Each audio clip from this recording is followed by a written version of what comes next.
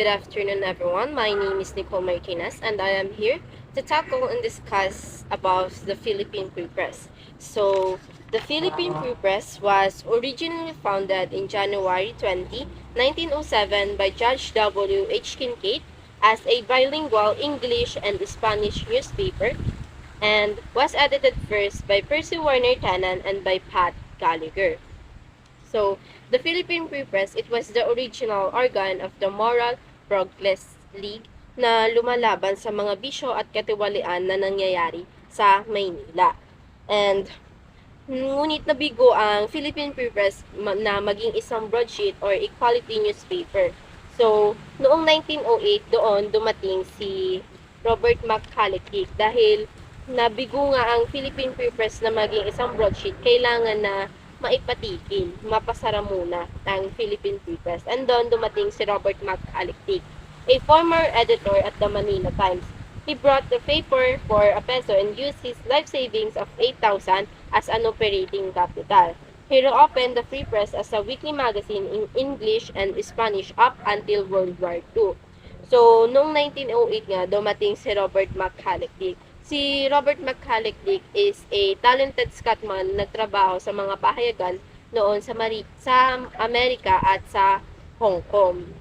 Bago siya dumating dito sa Pilipinas noong 1900s. And binili niya yung Philippine Free Press magazine na sa halagang piso, and ginamit niya yung life savings niya of 8,000 as an operating capital bilang kapital upang mabuksan ulit ang Philippine Free Press. And nagtagumpay si Robert McCulloch na mabuksan ulit ang Philippine Free Press as a lingguhang magazine or a weekly magazine na nakasulat pa rin sa English and Spanish. Okay, so aside from political commentary, it also fostered literature through short story.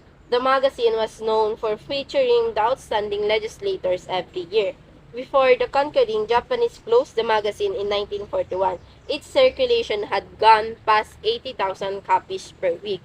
So, aside from political commentary, ipinalaganap ng Philippine Free Press ang panitikang Pilipinas sa pamamagitan ng paggamit ng mga maiikling kwento na sumasaklaw o nagpapakita ng mga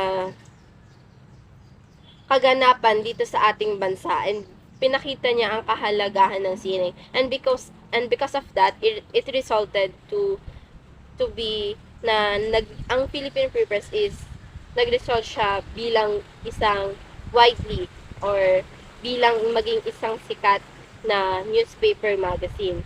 Bago siya mapasara ng nung Japanese occupation noong 1941, nagkaroon ng circulation of 80,000 copies per week ang Philippine Free Press. Ganon siya kasikat. And at it says that the magazine was known for featuring the outstanding legislators every year. So one of the outstanding legislator was Jose W. Jokno. So Jose W. Jokno held the title of the most outstanding legislator for 4 consecutive years. And Jose W. Jokno was the father of the human rights.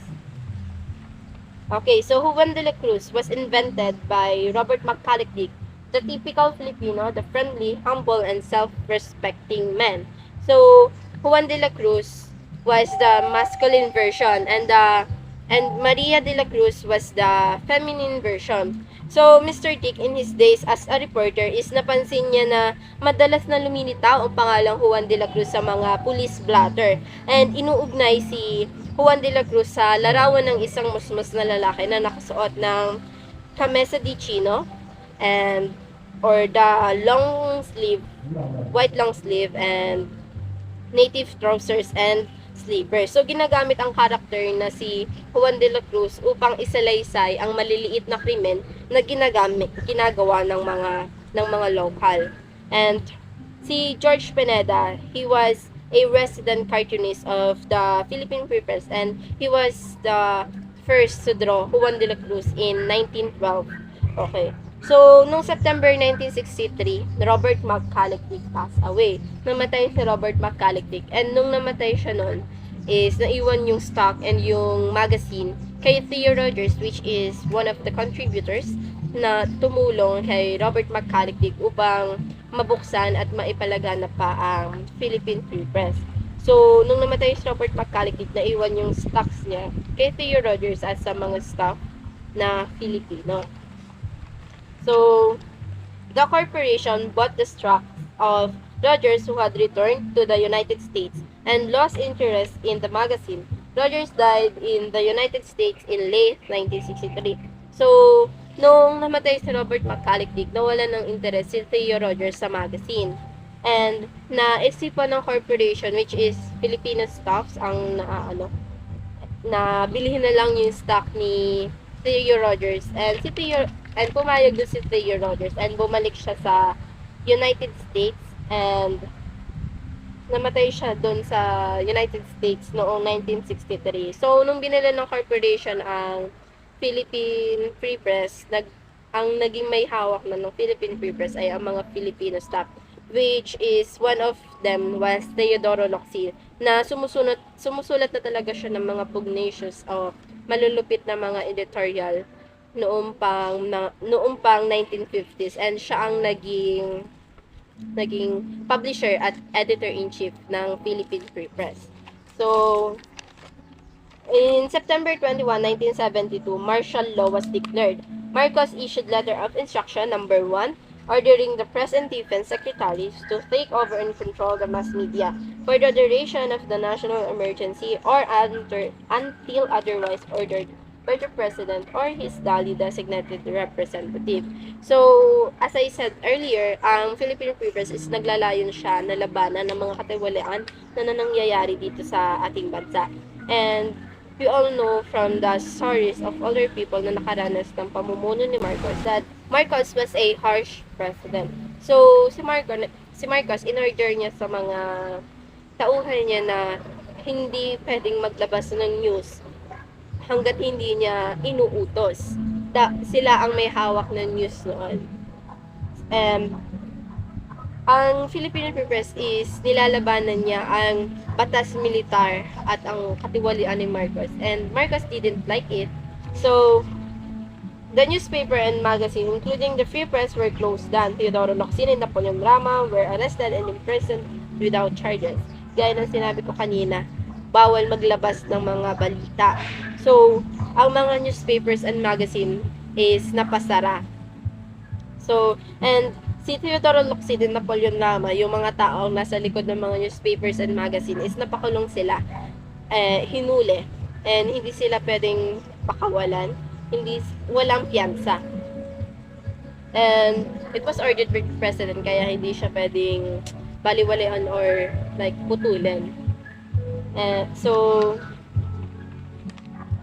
the magazine came out shortly before the February 7, 1906 snap elections to join the candidate Corazon Aquino's campaign for the presidency.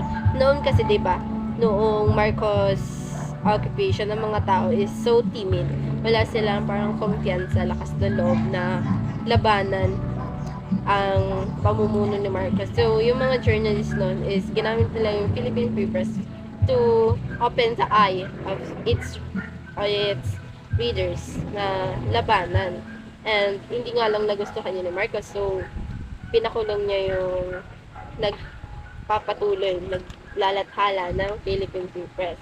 So, tsaka nang nabuksan ulit ang Philippine Free Press after 14 years para ipaglaban ang pagkapangulo ni Corazon Aquino. And by then, slowly but surely, nag-gain ng Philippine Free Press ang position niya as the nation's most trusted and widely read news magazine in the Philippines. And that's all for today. Thank you for listening.